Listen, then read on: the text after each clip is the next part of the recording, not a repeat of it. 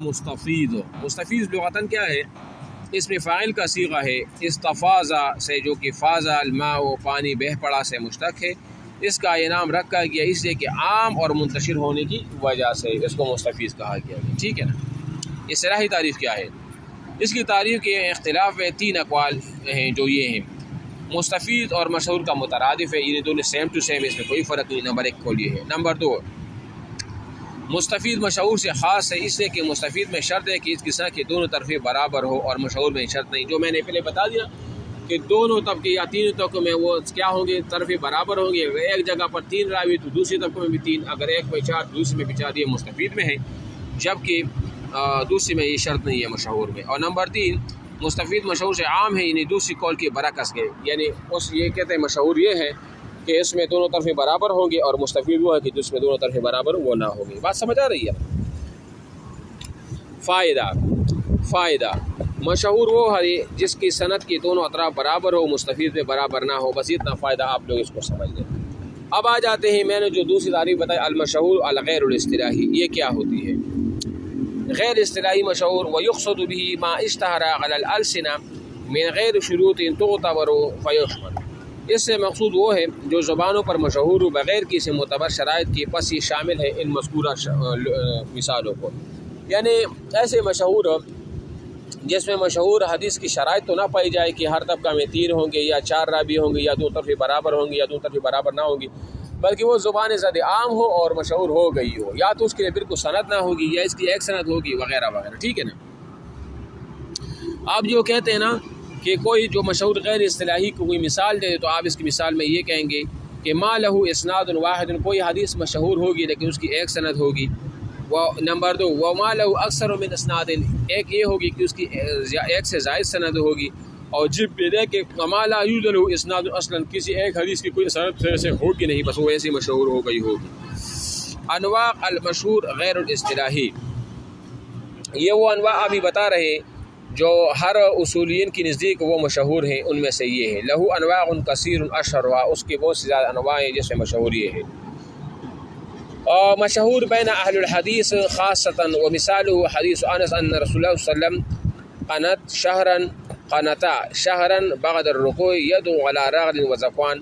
اب یہ ایک حدیث ہے جو محدثین کے ہاں مشہور ہے، اور ان میں سے ایک یہ ہے. مثال کے طور پر وہ یہ ہے کہ آپ علیہ الصلاۃ والسلام نے قنوت نازلہ پڑھی، رغل اور زقوان قبیلوں پر بددعا کر دی. انہوں نے صحابہ کو اس طرح شہید کیا تھا، تو آپ مسلسل 1 مہینے تک آپ نے رغل اور زقوان والی قبیلوں پر قنوت نازلہ پڑھا تھا. یہ قنوت نازلہ ہوتی ہے جو کہ پڑھی گئی تھی. اب یہ جو حدیث ہے نا، یہ بھی مشہور غیر اصطلاحی میں سے ہے. ٹھیک ہے نا. اور یہ کس کے ہاں مشہور ہے یہ حدیث؟ یہ محدثین کے ہاں یہ حدیث مشہور ہے. صحیح ہے، سمجھ آ رہی ہے؟ اچھا جی، اب نمبر بعد ہے کہ مشہور بین اہل الحدیث والعلماء والعوام، جو محدثین اہل الحدیث علماء اور عوام تینوں کے درمیان وہ مشہور حدیث ہو، وہ کیا ہے؟ وہ یہ ہے. مثال المسلم من سلم المسلمون من لسانہ ویدہ، کہ مسلمان تو وہ ہے جس کے ہاتھ اور زبان سے دوسرا مسلمان کیا رہے؟ وہ محفوظ رہے. اب یہ ایک ایسی حدیث ہے کہ یہ عام مشہور حدیث تو نہیں ہے، لیکن زبان زیادہ عام ہے، اس سے اس خبر کو کیا کہا جائے گا؟ مشہور کہا جائے گا. اور یہ مشہور ہے محدثین کے ہاں بھی، عوام کے ہاں بھی، اور علماء کی نزدیک بھی. ٹھیک ہے. نمبر جیم پہ آپ دیکھیں مشہور بین الفقہاء، جو فقہاء کرام کے نزدیک جو ہے وہ مشہور حدیث ہو، وہ یہ ہے ابغض الحلال الی اللہ الطلاق. یہ ایک حدیث ہے، فقہاء کی نزدیک اس کو حدیث کہا گیا ہے اور مشہور کے درجے پر پہنچ گیا ہے کہ مثال اللہ تعالیٰ کو سب سے حلال چیزوں میں جو سب سے زیادہ بری چیز ہے نہ لگتی ہے اور مبغوض چیز ہے، وہ کیا ہے؟ وہ طلاق ہے. اگرچہ یہ حلال ہے لیکن پھر بھی اللہ تعالیٰ کو ناپسند ہے. اب یہ کہاں ہے؟ یہ فقہاء کے درمیان یہ کیا ہے؟ یہ مشہور ہے. سمجھ آ رہی ہے؟ اچھا جی، مشہور بین الاصولیین، جو اصولیین اصول حدیث کے درمیان وغیرہ جو ہے نا وہ مشہور ہو، وہ یہ ہے.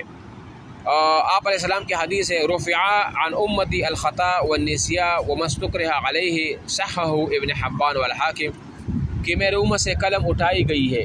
کیا مطلب؟ یعنی کہ اگر اس حالت میں ہماری امت سے کوئی خطا ہو گئی تو وہ معاف ہے. وہ کون سی چیز 3 ہے؟ عن امت الخطا، یعنی کوئی خطا کوئی کام کرے، والنسیان، کوئی بھول کر کوئی کام کرے اور وہ گناہ والا ہو لیکن وہ بھول کر کرے یا خطا کر کرے، ومستکرہ علیہ، یا جس پر جبر کیا جائے اور جبر کی حالت میں وہ کوئی کام کر بیٹھے تو ایسی حالت میں کیا ہوگا، یہ گناہگار نہیں سمجھے جائے گی اللہ تعالیٰ کے نزدیک. اب یہ اصولیین کی نزدیک ہے. ٹھیک ہے. بہرحال یہ سارے جو ہے نا اہل نحات کی نزدیک بھی جو ہے، اور اس طرح مشہور بین العام جو ہے نا وہ بھی ہے. تو یہ اس کا حکم کیا ہے؟ حکم المشہور. اب حکم آپ پڑھ لیتے ہیں. حکم کیا ہے ان کا؟